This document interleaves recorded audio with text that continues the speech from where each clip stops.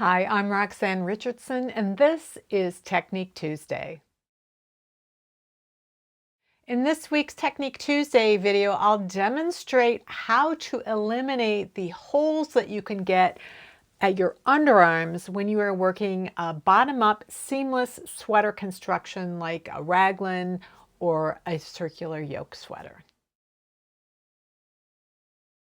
So this swatch is representing a sweater that was knit bottom up seamlessly in the round, so a raglan. So this part is representing the body and this is the sleeve, and we've got the underarm stitches that were being held on waste yarn here. Once the knitting is done, then you need to join the live stitches of the body and the sleeve at the underarm together. But what happens is that once they're joined together, you have these holes at the side. And so you need to have a way to close those. You can't really prevent those holes so much as eliminate them after you've done the grafting. So I will show an inset of a sweater that was grafted together where you can see the holes. And this is that same underarm after the holes have been dealt with. Like everything in knitting, there are multiple ways of getting to the same endpoint, and that includes grafting, Finchley graft, and I think this is really the simplest way of grafting, particularly if you're new to grafting or you struggle with it, but you want to have a grafted finish. The Finchley graft is really the easiest method. So you're going to want to get those stitches, live stitches on two double points, one set on each double point. So however wide this span of underarm stitches is, you're going to need 4 times that amount of yarn. So if this is 2 inches wide, you need 8 inches worth of yarn just to do the graft. And then you need additional yarn for yarn tail on each end for weaving in later, like 4 to 6 inches. So for a 2-inch graft, I need 8 inches, plus I want another 8 to 10 inches or so of yarn tail in order to just have enough to do the graft and then to weave in the ends, get rid of that hole later. So you're going to enter the first stitch of each needle. You're going to insert your yarn needle as if you were knitting into that stitch. And then you're going to pull the yarn through, but remember to leave some tail for weaving in later. You're going to knock this first stitch off the needle. Then you're going to go through those the first 2 stitches of each needle from the other direction. So you're entering as if to purl through both of those stitches. So now you're going to knock this stitch off the needle. And you're going to repeat this process. You're going through both stitches through the front like you're knitting them. You're going to pull it through, and after you've pulled it through where the yarn is connected, that's the stitch you're going to knock off. And then you're going to come back in the other direction. Don't pull too tightly. You can always remove extra slack in your grafted stitches. It's a lot harder to add it back in. So I'm just pulling on this long enough to take the slack out, but I'm not pulling it super tight. Pull that off.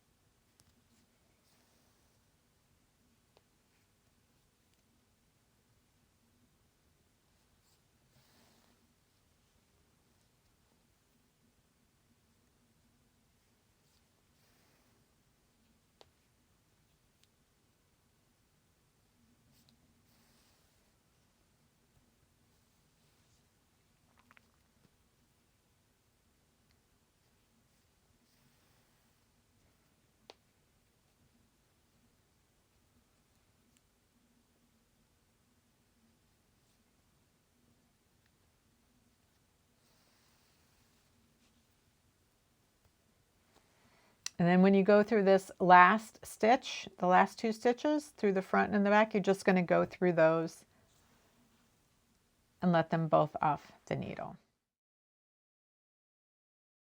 You can see a couple of things here. I've got the graft finished and I've got these two big holes at either end, and also the line of grafted stitches is a little bit larger than the other ones. Remember I said don't pull too tightly because you can always take the slack out.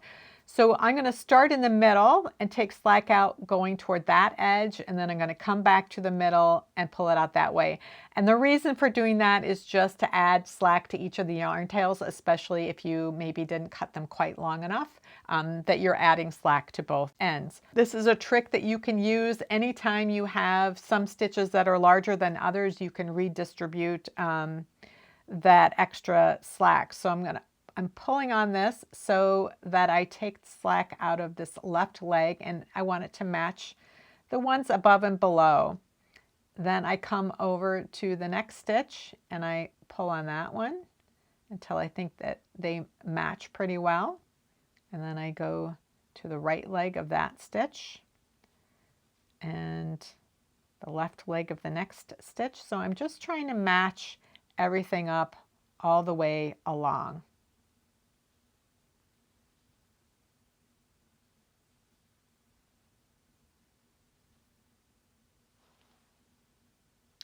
Until I get to the end. And what you'll notice here is that I have this column of stitches that you see the V, but as connected up here, you only see half of the V. And that's because when you are grafting these two sets of stitches together, there's a half stitch offset. So you're going to have a half stitch offset at this edge as well as at this edge. And as we close up the holes, we're going to be disguising that a bit. So I'm going to turn this upside down, and then I'm going to work in the other direction to get rid of that extra slack.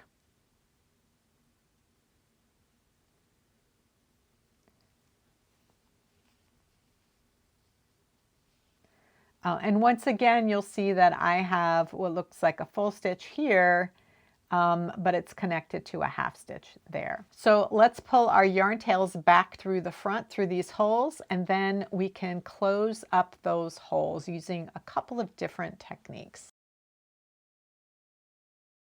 When you graft these stitches together, it looks like you've got a column of stitches that's just maintaining continuity across that. But what you'll see at the edges is that you have a full stitch over here and then a half stitch above. So what's really happened is that there's a half stitch offset when you are performing this graft. So you're going to have a extra half a stitch over here, and then you'll have an extra half a stitch on the other side. So if the extra half stitch is below, the other half stitch will be above. It's just a little bit of an offset. So we want to take a look at our stitches and kind of see how we can make this connection with this column of stitches here and have go up to this one. So you can see that I've got one leg of a stitch that's connected to here, and the tail is coming through a leg of a stitch up here. So what I'm going to do is a little bit of trickery. You can see that this running thread right here is connecting these two stitches, and we've got a yarn tail that's coming through half a leg that's below that one, and there isn't really one over here. So we're just going to take this yarn tail and we're going to go through this one as well, and that'll just connect this column up to that column. And then we're going to go back down through that because there's only one leg in that stitch there. So now I've connected them together. And like I said, it's a little bit of trickery because you've got one leg of a stitch here and you can see two over here. But it's connecting them together and it's reduced the size of the hole already. The next thing that we can do is on the inside of the work is to finish closing up that hole. And this is something that you can do in knitting regardless of wherever you have a hole like this, whether it's at the corner of a heel or in a corner of a thumb and mitten. So you take your yarn tail and you create a drawstring all of the way around that hole by going through purl bumps. So I'm going to go through this purl bump here.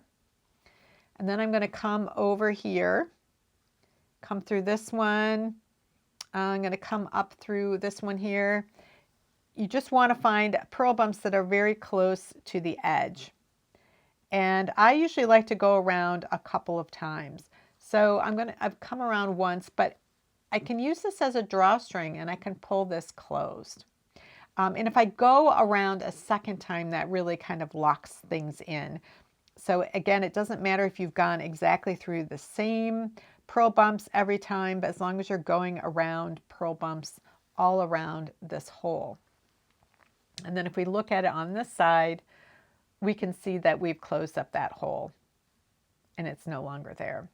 So if this is bugging you, if you think, well, this is still a bit of a gap, you could also work on closing that up if you wanted to. You could even come around back up through one of these and do a little bit of surface work on that to kind of tighten things up underneath there. And then you've eliminated that hole. And then you can weave in the yarn tail at the back, however you normally do it. So that, eliminates that hole really well. And we can come back over here and we can look at the same thing. You might need to turn the hole right side up and upside down to kind of see where things are connected. So here you can see there's this stitch that's got one leg in it.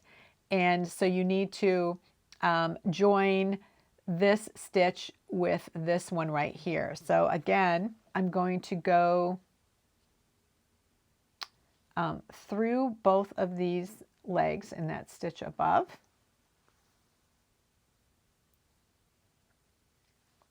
And then I'm going to come down through this one down here. And that will connect those stitches together. And then I will come back to the inside and cinch that up.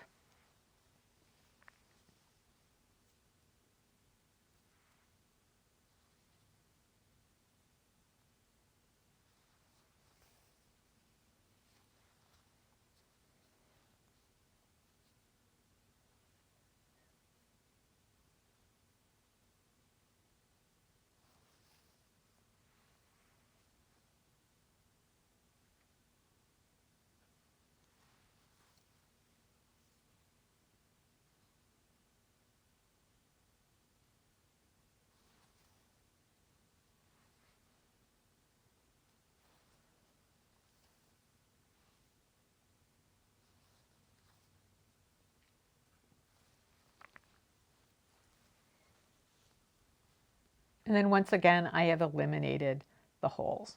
If you're interested in eliminating the underarm holes for top-down sweater constructions, you can find a video on that topic right over here. If you have any comments or questions about today's video or suggestions for videos you'd like to see in the future, you can leave those down in the comments below or join the discussion in my Ravelry group, Rocks. Thanks for watching, and I'll see you next time.